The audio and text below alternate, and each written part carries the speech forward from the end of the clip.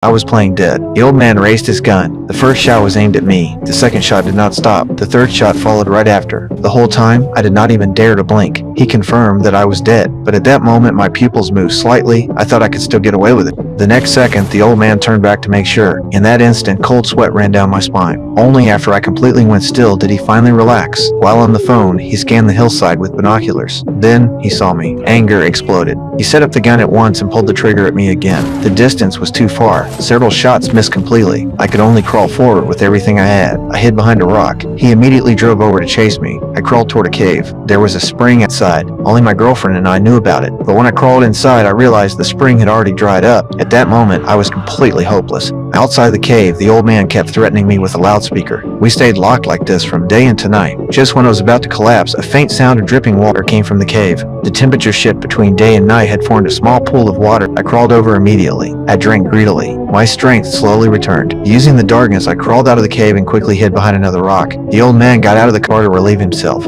I quietly slipped into the car. I took a warm coat. Then I shut the door right away, but he came back too fast. He noticed at once the door was not fully closed. He immediately knew I was behind the car. He climbed in without hesitation and suddenly reversed. In that instant, I pressed myself flat to the ground. Luckily, the clearance was high enough. I survived, but at the same time, I was fully exposed. He drove again, charging straight at me. I jumped up and dove back behind the rock. To end it completely, he lit the explosives and threw them directly at me. I could only run wildly. Then he pulled out a hunting rifle and fired at me without pause. At that moment, the rifle jammed. Without hesitation, I rushed forward.